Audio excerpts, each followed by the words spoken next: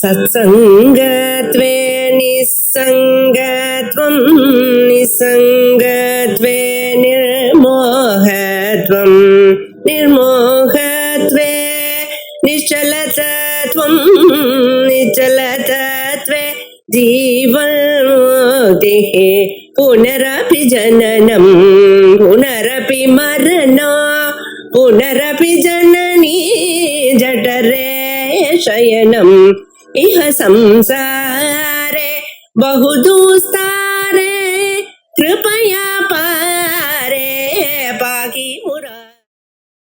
श्री गुरुभ्यो नमः. श्री शंकर विजय मकरंदम रंडावदु आस्वादम. यद अबोध वशात् अहं ममेदं तदिहेत्यादि रुदेति भूरि भेदः तद अखंडम अनंतम अद्वितीयं परमानंदमयं पदं श्रयेयम्.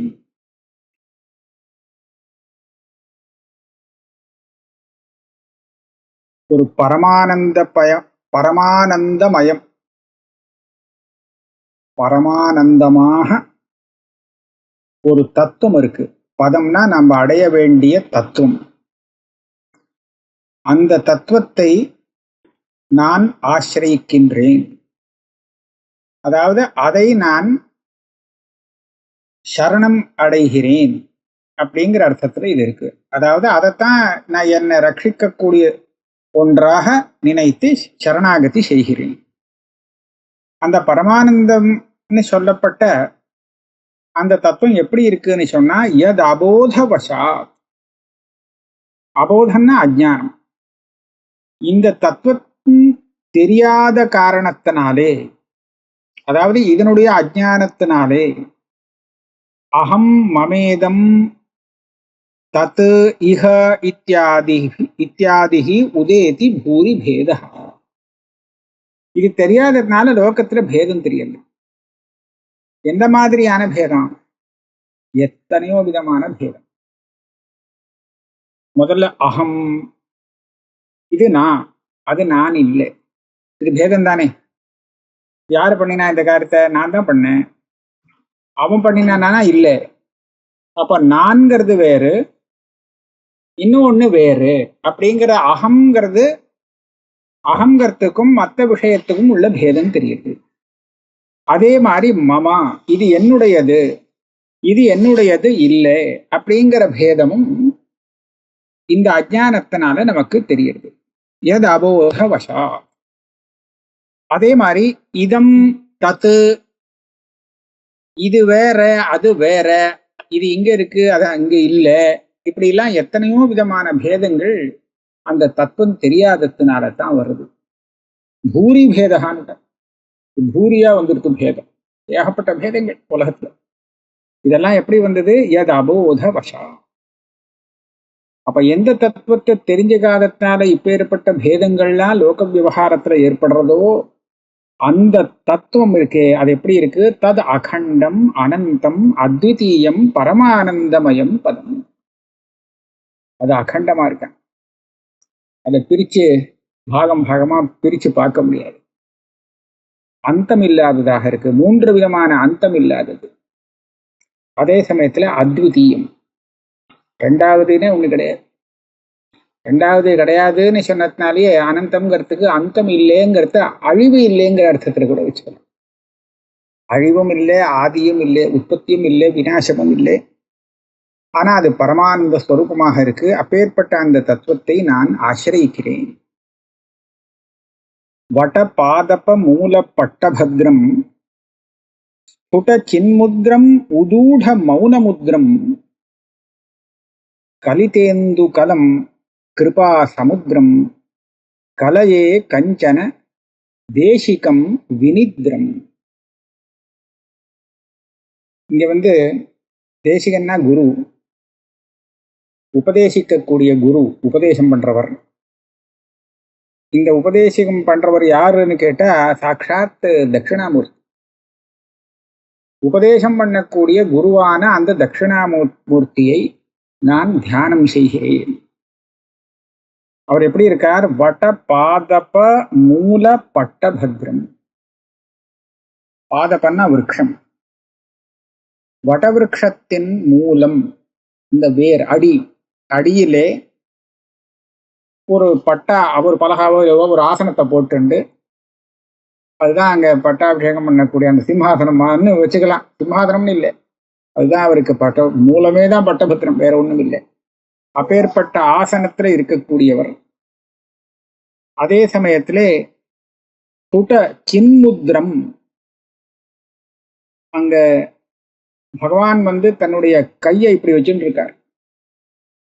அங்குஷ்ட தர்ஜனி யோக முத்ரா. அந்த அங்குஷ்டத்தையும் தர்ஜனிங்கிற விரலையும் ரெண்டையும் இப்படி சேர்த்து வச்சிருக்கார். இதுல இருந்து என்ன காமிக்கிறார்னா ஜீவ பிரம்மைக்கியத்தை காமிக்கிறார். இப்பேற்பட்ட சின்முத்ரையை கொண்டது அந்த ஸ்வரூபம். அதே சமயத்துல உதூட மௌன முத்ரம். வாத்தியார்னு சொன்னா அவர் நிறைய வாயால பேசுவார்னு தான் நமக்கு தெரியும். அவர் பாட்டுக்கு பாட சொல்லிட்டே இருப்பார், நம்ம எல்லாம் கேட்டுட்டு இருப்போம் அப்படின்னு, அப்படித்தானே? ஆனா இங்க அப்படி இல்லை, அவர் மௌனமா இருக்கார். சித்திரம் வடத்தரோர் மூலே. விசித்திரமா இருக்க இந்த பாடம், வித்தியாசமா இருக்க அப்படிங்கிறார். சித்திரம் வடத்தரோர் மூலே. ஒரு விசித்திரம் என்ன தெரியுமா? விருத்தாக சிஷ்யாக. சிஷ்யாலாம் ரொம்ப வயசானவாளா இருக்கா. குருஹு யுவா, அவர் யுவாவா இருந்துட்டு இருக்கார். இது ஒரு விசித்திரம். இன்னொரு விசித்திரம், பெரிய விசித்திரம். அவர் என்ன வியாக்கியானம் பண்ணார்னா குருவஸ்து மௌனம் வியாக்கியானம். ஒண்ணுமே பேசல, பேசாம இருக்கார். இதுதான் வியாக்கியானம். சிஷ்யாஸ்து சின்ன சம்சயா. அவர் பேசாம இருந்தா இவாளுக்கெல்லாம் என்ன கதின்னு கேட்டா எல்லாருக்கும் பலம் கிடைச்சு போச்சு. இருக்கா படிக்கிறது, சந்தேகங்கள்லாம் தீர்றதுக்கு தானே. அவர் மௌன வியாக்கியானம் பண்ணார், அதுலயே சந்தேகம் போடுது. ஆக சின்ன சம்சயாக, எல்லா சம்சயமும் நிவர்த்தி ஆயிடுது. பக்கத்துல போனாலே போயிடுது. அதுதான் சொல்றாரு உதூட மௌன முத்ரம். இதை அவர் தாரணம் பண்ணிட்டு இருக்காராம். இந்த மாதிரி ஒரு மௌனம் அப்படின்னு ஒரு முதிரையை தாரணம் பண்ணிட்டு இருக்காரு. கலிதேந்து கலம். இந்துனா சந்திரன், கலா, சந்திர கலையை தாரணம் செய்து கொண்டிருப்பவர். கிருபா சமுத்திரம், கருணை கடல். கிருபானா கருணை இல்லையா? அவர்கிட்ட அத்தனை சமுத்திரம். சமுத்திரத்துல ஜலம் இருக்கா மாதிரி அதுக்கு மேல இருக்கு கருணை. அப்பேற்பட்ட கஞ்சன தேசிகம் கலையை, அப்பேற்பட்ட ஒரு உபதேசம் பண்ணக்கூடிய குருவை நான் தியானிக்கிறேன். அவருக்கு ஒரு விசேஷனம் போடுறார், விநித்ரம். முடிச்சுட்டே இருக்கார், தூக்கம் இல்லாம இருக்கார், தூக்கமே வரல. அப்பேற்பட்டவர். அப்படின்னா என்ன அர்த்தம்? இந்த சொப்பனம் சுஷுப்தி போக்குவரத்தெல்லாம், இந்த அவஸ்தைகள்லாம் ஜீவலட்சணம், ஜீவனுக்கு தான் உண்டு. ஜாகிரத் சொப்ன சுஷுப்தி இந்த அவஸ்தா பேதங்கிறது ஜீவனுக்கு தான், பரமேஸ்வரனுக்கு இல்லை. இன்னொன்னு, நம்மளை காப்பாத்துற விஷயத்துல அவர் தூங்க மாட்டார். சிஷ்யனை காப்பாத்துறதுக்கு எப்போதும் முயற்சிட்டே இருக்கு. ஓ குருஹு அதிகத தத்துவா சிஷ்ய ஹிதாய உத்யத சததம் அப்படின்னு சொல்றார் ஆச்சாரியா. குருனா யாரு? யாரு ஸ்வயம் தத்துவஞானியா இருந்துட்டு சிஷ்யாளுடைய ஹிதத்துக்காகவே சததம் எப்போதும் பிரயத்தனம் பண்ணிட்டு இருப்பாள், அவதான் குரு அப்படின்னு. இப்போ அந்த விதத்துல பாக்குறச்சே இவர் தூங்க மாட்டார். ஏன் தூங்க மாட்டார்னா சிஷ்யாளுக்கு எல்லாம் நல்லது வரணுமேங்கிறது. அதனால அப்பேற்பட்ட அந்த தேசிகம் குரும் கலையை, அவரை நான் நினைக்கிறேன், தியானம் செய்கிறேன்.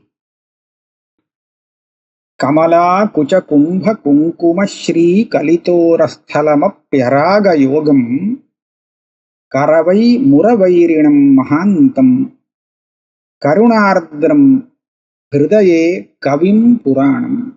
போன ஸ்லோகம் தட்சிணாமூர்த்திய ஸ்தோத்திரம் பண்றது, அவரை தியானம் பண்றதாக இருந்தது. இப்போது நாராயணம், நாராயணம் பத்புவம் வசிஷ்டம் அப்படின்னு சொல்றோம் இல்லையா, அந்த நாராயணனை தியானம் பண்ணக்கூடிய ஸ்லோகம். இப்போ அவர் எப்படி இருக்கார்?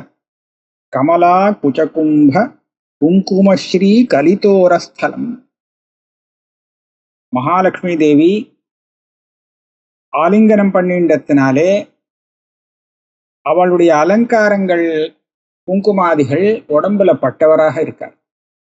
இந்த விசேஷணத்தை பார்த்தா அவர் பெரிய ஒரு ராகியா இருப்பாரோ அப்படின்னு தோன்றது இல்லையா? ஏன்னா ஸ்திரீயோட எப்போதும் சேர்ந்து இருக்காரு அப்படின்னு சொல்லி நமக்கு அப்படி தோணும்.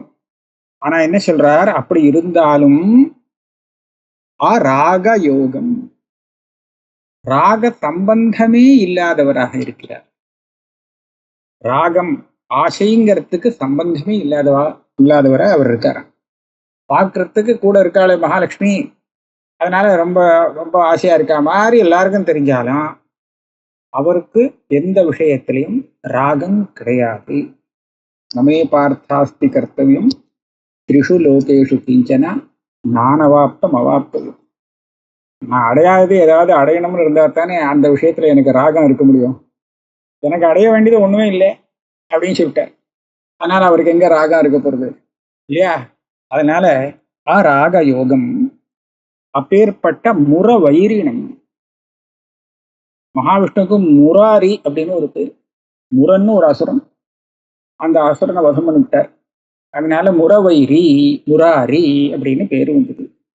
அப்பேற்பட்ட அவருக்கு நான் என்ன பண்றேன்னா அவரை என்னுடைய ஹிருதயத்துல பிடிச்சி வச்சுக்கிறேன். கரவை முரவைரினம் மகாந்தம் கருணார்திரம் ஹிருதயே.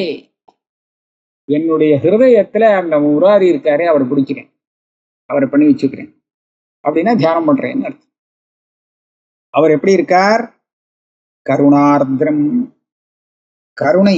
கருணையால நினைந்தவரா இருக்கார். கருணை பொங்கி ஒழிகிறது, அதுல நினைஞ்சிருக்கார் பாவம். அப்பேற்பட்டவர் கவிம் புராணம், ஆதி கவியாக இருக்க. கவின்னு சொன்னா ஞானி, அவன்தான் கவி. அந்த கவி சப்தத்துக்கு கிராந்ததரிசி அப்படின்னு அர்த்தம் சொல்லுவார். நம்ம கண்ணால பார்க்கறது நமக்கு தெரியும், மற்ற ஏற்கனவே என்ன நடந்தது எல்லாம் தெரியுமான்னு கேட்டா தெரியாது.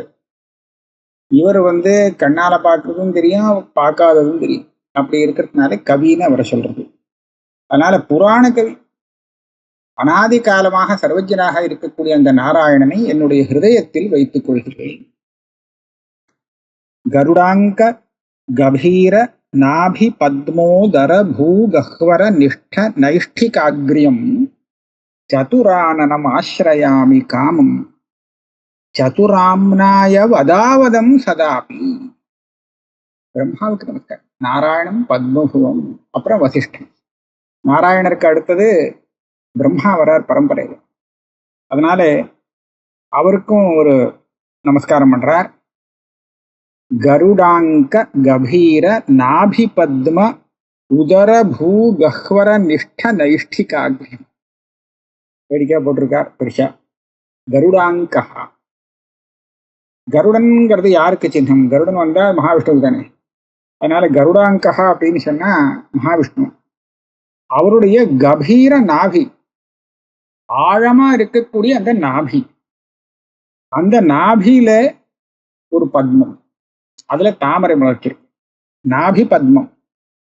அந்த பத்மம் மலர்ந்து இருக்கக்கூடிய பத்மத்துக்கு உள்ள இவர் உட்கார்ந்துருக்காரு. யாரு? நம்ம பிரம்மா சதுரானனர். அதனால கருடாங்க கபீர நாபி பத்மோதர பூஹு அதுலதான் வந்திருக்கார். அவர் இப்போ அப்புறமா அங்க உட்காந்துக்கல, பிறந்ததே அதுலயே தான், அங்கேயேதான் ஆரம்பத்திலே இருந்துட்டு இருக்கார். அதனால பத்மபூஹு அப்படின்னு உதரபூ கஹ்வர நிஷ்ட நைஷ்டிகாக்ரியம். உதரபூ கஹ்வர நிஷ்ட நைஷ்டிகாக்ரியம். உதரபூ ஒண்ணு வச்சுக்கலாம். அதே மாதிரி இவர் எங்க இருக்கார் அப்படின்னு கேட்டாக்க,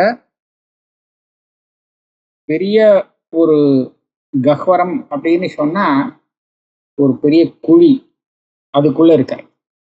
தாமரைங்கிறத ஒரு இதா இருக்கு இல்லையா, கஹ்வரம், அதுக்குள்ள இருக்கார். அதே சமயத்துல நைஷ்டிகாக்ரியம், நைஷ்டிகால்னு சொல்ற அப்பேற்பட்ட பிரம்மனிஷ்டாள் அந்த மாதிரிலாம் சொல்றோம் இல்லையா, அவளுக்குள்ள இவர் ரொம்ப சிரேஷ்டரா இருக்கார். அதே சமயத்துல அவர் எப்படி இருக்காரா? சதுரானனம் ஆஸ்ரயாமி காமம் சதுராம்னாய வதாவதம் சதா. சதுராம்னாய வதாவதம், ஆம்னாயன்னா வேதம், சதுராம்னாயன 4 வேதங்கள், 4 வேதங்களையும் சொல்லிட்டே இருக்க, கொப்பளிச்சுட்டு இருக்க. அதாவது அவர்கிட்ட போனா ஒவ்வொரு முகம் ஒவ்வொரு வேதத்தை சொல்லிட்டு இருக்கு, அது பாட்டுக்கு எல்லா வேதமும் சொல்லிட்டு இருக்கு. 4 வேதமும் அவர் வாயிலிருந்து வந்துட்டே இருக்கு. அப்பேற்பட்ட நான்முகனை சதுரானனம் சதாபி காமம் ஆசிரியாம், எப்போதும் அவரை நான் ஆசிரியச்சுட்டு இருக்கேன், சரணாகதி பண்ணிட்டே இருக்கேன். இவருக்கு நமஸ்காரம் ஆயிடுத்து. அப்புறம் நாராயணம் பத்மபுவம் வசிஷ்டம், அடுத்தது வசிஷ்டர். குஷிக பிரபவாஸ்திர சஸ்திர பாலி பிரசமாச்சாரியக சித்த ஹஸ்ததண்டம் சமவந்தம் அருந்ததி சகாயம் சரணம் யாமி வசிஷ்டம் அப்பிரமேயம். என்ன சொல்றாருன்னா, குஷிகர்னா விஸ்வாமித்திரர். இந்த விஸ்வாமித்திரர் மகர்ஷியாகிறதுக்கு முன்னாடி ஒரு ராஜாவா இருந்தார். ராஜாவா இருந்து ஏதோ ஒரு வேட்டைக்காக பெரிய சைன்யத்தோட போயிட்டு இருக்கும்போது அங்க வசிஷ்டருடைய ஆசிரமத்துல வசிஷ்டர் அவரை கூப்பிட்டு அவருக்கு வேண்டிய சன்மானங்கள்லாம் பண்ணி சாப்பாடுலாம் போட்டு எல்லாம் மரியாதையெல்லாம் பண்ணார். இங்க ஒன்றும் இல்லாத இடத்துல இதெல்லாம் எப்படி இவரால் பண்ண முடிஞ்சதுன்னு அவர் யோசிச்சு பார்த்தார். அப்போ தெரிஞ்சது அவர்கிட்ட ஒரு மாடு இருக்கு அப்படின்னு. இவர் என்ன சொன்னாலும் அந்த மாடுகிட்டேன்னு விடுறது.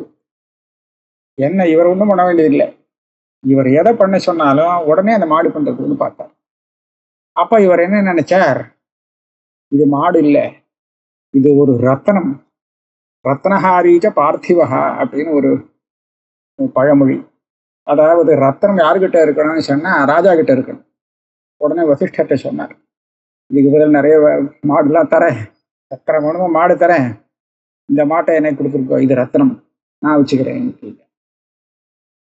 வசிஷ்டர் என்ன சொல்லிட்டார், அங்க ராமாயணத்துல வருது, அது அழைச்சிட்டு போயிடுங்க, என்கிட்ட கேட்காத, நீ அதுகிட்ட கேளு, அது வரேன்னு சொன்னா நீ அந்த மாட்டை அழைச்சிட்டு போயிடுங்க. அது காமதேனுடைய பெண் நந்தினி அப்படிங்கிறது வசிஷ்டதேனு. நீ அதுகிட்ட நீ கூட்டிட்டு போ, முடிஞ்சா கூட்டிட்டு போ, அது வரைன்னா வரட்டும் அப்படின்னு பேசாம விட்டுட்டார். உடனே இவ ஆளை விட்டு அந்த மாட்டை இழுக்க சொன்னா அது வரமாட்டேங்கிறது. வரமாட்டேங்கிறதுன்னு சொன்ன உடனே அங்கேருந்து பிச்சுண்டு வசிஷ்டருக்கு எதிர்த்தா போல நீங்க என்ன தியாகம் பண்ணிவிட்டாளா அப்படின்னு கேட்டார். அந்த கேட்கறது அந்த மாடு. வசிஷ்டர் சொல்றார், நான் தான் தியாகம் பண்ணல, நான் ஒன்றும் பண்ணல, அவன் பிடிக்க இழுத்துன்னு போறான், உனக்கு இவ்வளவுதான் நான் சொன்னேன், நீ பார்த்துக்கோ இனிமேல் அப்படின்னு. உடனே அந்த நந்தினியுடைய சரீரத்திலேருந்து அத்தனை படைகள் ஏற்பட்டு விஸ்வாமித்தருடைய படைய ஒண்ணு பாக்கி இல்லாம எல்லாம் வச்சு தோத்து போனார். அப்புறம் அவர் என்ன பண்ணாராம், பெரிய தபஸெல்லாம் பண்ணி வசிஷ்டர் மேல அவருக்கு க்ஷாத்திரம் வந்துடுது, கோபம் வந்துடுது. அதனால எப்படியாவது இவரை ஜெயிக்கணும்னு சொல்லி தபஸெல்லாம் பண்ணி நிறைய அஸ்திரங்கள்லாம் கொண்டு அங்கேருந்து யுத்தத்துக்கே வந்துட்டார். நேர யுத்தம் பண்ண ஆரம்பிச்சுட்டார். எல்லா அஸ்திரமும் ஒவ்வொன்றா எடுத்து விட்டுட்டே இருக்கார். வசிஷ்டர் என்ன பண்ணினாராம், தன்னுடைய அந்த தண்டத்தை எழுத்தாப்புல வச்சுட்டு பேசாம ஜபம் பண்ண உட்காந்துட்டார். இவருக்கெல்லாம் யுத்தம் பண்ண தெரியாதோ இல்லையோ, அதனால தண்டத்தை வச்சுட்டார். அவர் ஒவ்வொரு அஸ்திரமா விட்டுட்டே இருக்கார். இங்க அந்த தண்டம் அதெல்லாத்தையும் முழுங்கிடுது. இவர்கிட்ட வரைச்ச இவருடைய அந்த பிரம்ம தண்டமானது விஸ்வாமித்தருடைய அத்தனை அஸ்திரத்தையும் காலி பண்ணி கொடுத்தது. இப்ப என்ன பண்றது, கடைசியில தோத்து போனார். தோத்து போய் கடைசியில அங்க என்ன சொல்றாருன்னா, திக்பலம் க்ஷத்ரிய பலம் பிரம்ம தேஜோ பலம். பலம்னு சொன்னா பிரம்ம பிராமணனுடைய பலம் இருக்கு, அந்த தேஜஸ், அதுதான் பலம். நான் இவ்வளவு பெரிய க்ஷத்ரியன், என்னுடைய பலம் ஒன்றும் பிரயோஜனம் இல்லை.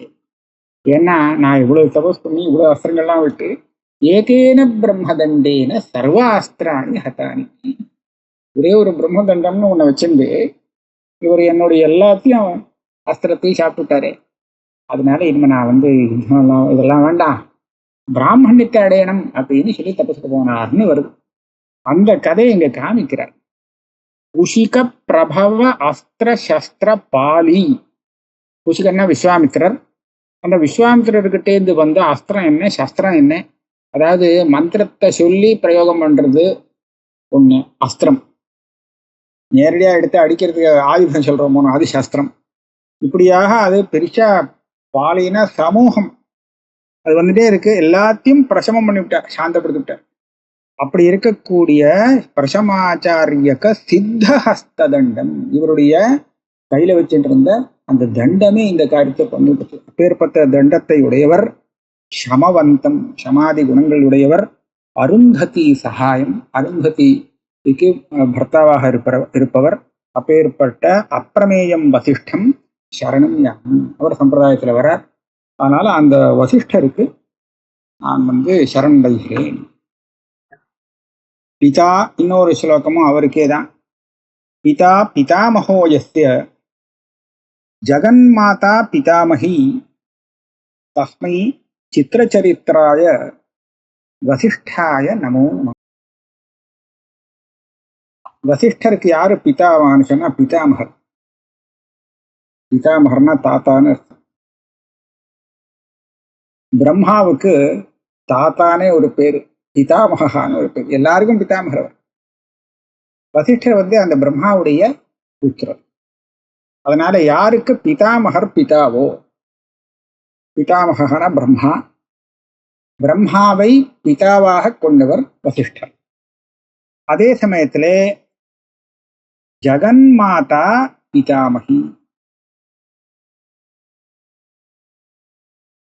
ஜெகன்மாதானா யாரு? மகாலட்சுமி. மகாலட்சுமிக்கு ஜெகன்மாதான்னு ஒரு பேர் இருக்கு.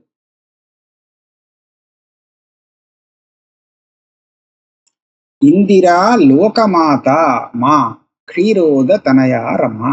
லோகமாதானே ஒரு பேர். லோகமாதான்னு மகாலட்சுமிக்கு ஒரு பேர்.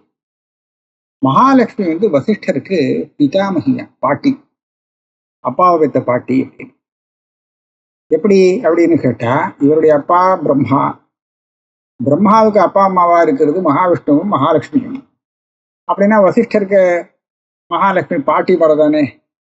அதனாலே ஜெகன்மாதா பிதாமகி, அப்பேற்பட்ட தஸ்மை சித்திர சரித்திராய, அவருடைய ஒவ்வொரு சரித்திரமும் ரொம்ப ஆச்சரியமான சரித்திரம். அப்பேற்பட்ட அந்த வசிஷ்டருக்கு நமஸ்காரம். பகு மித்ர சக க்ஷிதீஷ பாபா, க்ஷிதீஷ பாபாபஹ சாநித்யம் ஆரோத்ய சத் பிரதாபம் மகதஞ்சித மந்திர யந்திர சக்திம் மனசா சக்திமுபைமி சத் விரக்தி. வசிஷ்டருக்கு அப்புறம் அவருடைய பிள்ளை சக்தி. சக்திங்கிறவர் பரம்பரையில் வரார், ஆச்சாரிய பரம்பரையில. அந்த சக்திக்கு இப்ப நமஸ்காரம் பண்றார். சக்தி எப்படின்னு கேட்டா,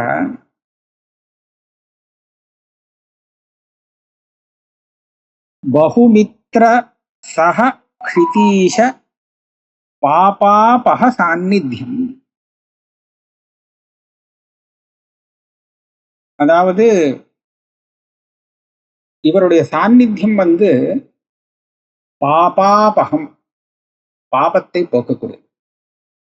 வசிஷ்ட புத்திரரான சக்தி பக்கத்துல இருக்காருன்னு சொன்னா பக்கத்துல இருக்கிற பாப்பம்லாம் காலி, பாப்பம்லாம் போயிடும். அதனால பகுமித்ர சக க்ஷிதீஷ பாபாபஹ சாநித்யம். அவளு யாரு பக்தியா வந்திருக்காளோ அவளுக்கும் சரி, அவளோட கூட வந்தாலும் சரி, எல்லாருடைய பாபத்தையும் தன்னுடைய சாநித்திய மாத்திரத்தினால போக்கக்கூடியவர். அதே சமயத்திலே ஆரோத்திய சத் பிரதாபம், இவருடைய பிரதாபம் இருக்கே, இதை யாருனாலையும் தடுக்க முடியாது. இவர் என்ன ஒன்னு சங்கல்பித்தாரோ அதை யாரும் பிரதிபலிக்க முடியாது. அப்பேற்பட்டவர். மகத் அஞ்சித மந்திர யந்திர சக்தி, பெரிய மகத்திர, பெரிய அஞ்சித்தான அதே சமயத்துல பூஜிக்க மகனீயமான, ரொம்ப பூஜிக்க தகுந்த மந்திர சக்தி யந்திர சக்தி எல்லாம் உள்ளவர். அப்பேற்பட்ட, அதனாலதான் அவருக்கு சக்தினே பேர். அப்பேற்பட்ட அந்த சக்தி எப்படி இருக்காருன்னா சத் விரக்தி, நல்ல வைராக்கியம் கொண்டவராக இருக்கார். ஏற்பட்ட அந்த வசிஷ்ட முனிவருடைய புத்திரரான சக்தியை மனசா சக்தி உபை, என்னுடைய மனசால நான் அந்த சக்தியை தியானம் செய்கிறேன். பவனாகுல காஷலேஷ கல்பம் பிரபவாதேவ பராஹதா பராஹதாஷ ராஷிம்னு இருக்கும்னு எனக்கு தோன்றது. ஆஷராஷம்னு இருக்கு இதுல. பார்ப்போம். பிரணமாமி பராசரம் முனீஷம் பிரச்சரத் வைஷ்ணவ சம்ஹிதா பிரகாசம். பவனாகுல காஷலேஷ கல்பம் பிரபவாதேவ பராஹத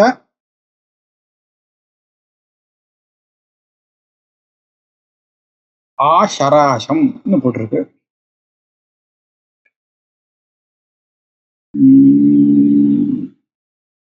கீழே ஒரு டிப்பணம் ஒண்ணு இருக்கு. அந்தர்வத்னீம் ஆத்மமாதரம் ஆக்ரமிய ஜிகாம்சோ கல்மாஷபாதஸ்ய ஹுங்காரேணைவ பராவர்த்தி பிரயோஜகத்தையா அஸ்ய பராசர இதி நாம பராஹதாக.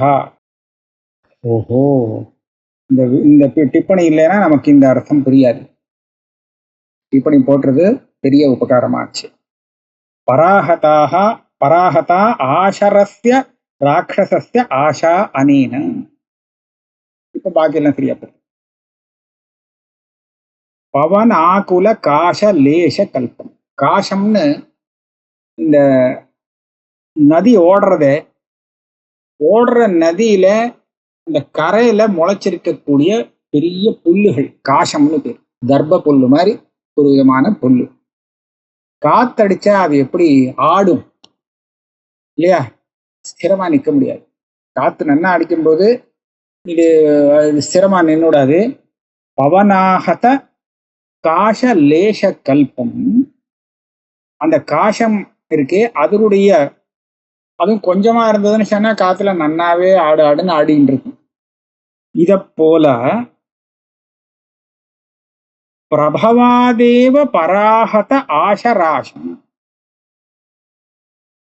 இதுக்கு என்ன பண்றாருன்னா, இந்த பராசரருடைய அம்மா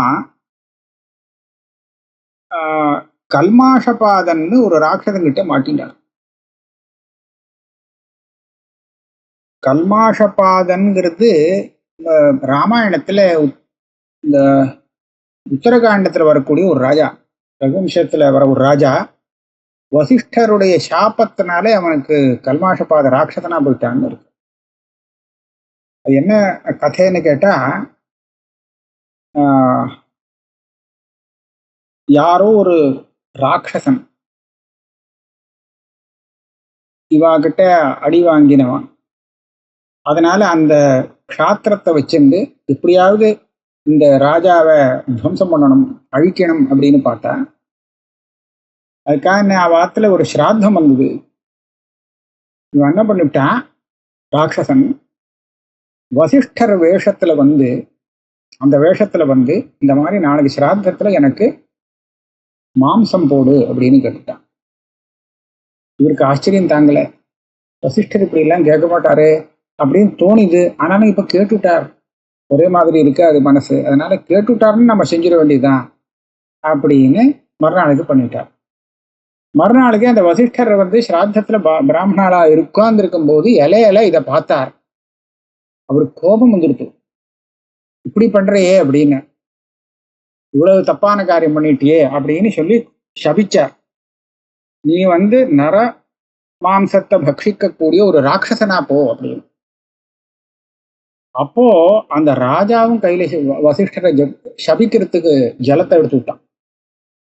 ஏன்னா நீ சொல்லிதான் நான் பண்றேன், நானா பண்ணல, நீ தானே நேற்றுக்கு வந்து இந்த இதெல்லாம் பண்ண சொன்ன, நானா பண்ணியிருந்தேன். நானே யோசிச்சேன் கொஞ்சம், இவர் இப்படி சொல்லுவாரான்னு. ஆனா என்னமோ தெரியாது, சொல்றாரு, சரி அவர் சொன்னா செஞ்சிட வேண்டியதானே, செஞ்சிருக்கேன் அப்படின்னு சபிக்க வரும் போது அந்த ராணி இருக்காளே அவ வந்து தடுத்தான். வேண்டாம், பண்ணக்கூடாது. அவர் வாத்தியார் குல குரு, அவர் சாபம் கொடுக்கலாம், ஆனா நாம சாபம் அவருக்கு கொடுக்கக்கூடாது. அப்ப எடுத்த தண்ணியை என்ன பண்றது அப்படின்னு தன் காலில் விட்டு, கால் கருப்பா போயிடுச்சு அந்த தண்ணி. ஒரு ராட்சசனாகவும் வசிஷ்டருடைய சாபத்தினால மாறிட்டார். அதுதான் கல்மாஷபாதம். அங்கங்க போய் இப்போ நரமாம்ச பக்ஷனா அது நடந்துட்டு இருக்கு. அப்படி பராசரருடைய அம்மாவை பட்சிக்கிறதுக்காக வந்திருக்கிற சமயத்திலே பராசரர் ஒரு ஹுங்காரம் பண்ணி அவனை தடுத்து நிறுத்தினார். இதை இங்க எப்படி சொல்லியிருக்காருன்னா, பராகத ஆசர ஆசம். ஆசரகான ராட்சசனுக்கு ஒரு ஆசரகான ஒரு பேர். அந்த ராட்சசனுடைய ஆசைய பராகதம் பண்ணினார், கதம் பண்ணினார். அவன் அம்மாவை சாப்பிட வந்திருந்தான், அதை சாப்பிட முடியாம பண்ணிட்டார். பிரபவாதேவர் பிறந்துட்டார். பிறந்த மாத்திரத்திலே அந்த ஹுங்காரம் பண்ணி அந்த ராட்சசனை அம்மாவை சாப்பிடறதுலேருந்து தடுத்து நிறுத்தினார். அப்பேற்பட்ட அந்த பராசர முனிவருக்கு நமஸ்காரம். பிரணமாமி பராசரம் முனீஷம் பிரச்சரத் வைஷ்ணவ சம்ஹிதா பிரகாசம். இந்த விஷ்ணு புராணம் அப்படின்னு இருக்கே, இந்த விஷ்ணு புராணம் பராசர சொன்னது. பாக்கி புராணங்கள்லாம் வியாசர் தான் கர்த்தான்னு சொல்லுவா. ஆனா இவர் பராசரே சாட்சாத் விஷ்ணு புராணத்தை சொல்லியிருக்கார். இந்த விஷ்ணு சம்ஹிதான்னு பேர், வைஷ்ணவ சம்ஹிதா. இந்த வைஷ்ணவ சம்ஹிதைங்கிற விஷ்ணு புராணத்தை உலகத்துக்கு கொடுத்தவர். அப்பேற்பட்ட பெரிய முனிசிரேஷ்டரான பராசரரை நான் நமஸ்கரிக்கிறேன். வருஷா என்னாச்சு? நாராயணம், பத்மபுவம், வசிஷ்டம், அப்புறம் சக்தி அவருடைய பிள்ளை இவர் பராசரஞ்ச. அடுத்தது வியாசர். வியாசர் எப்படி?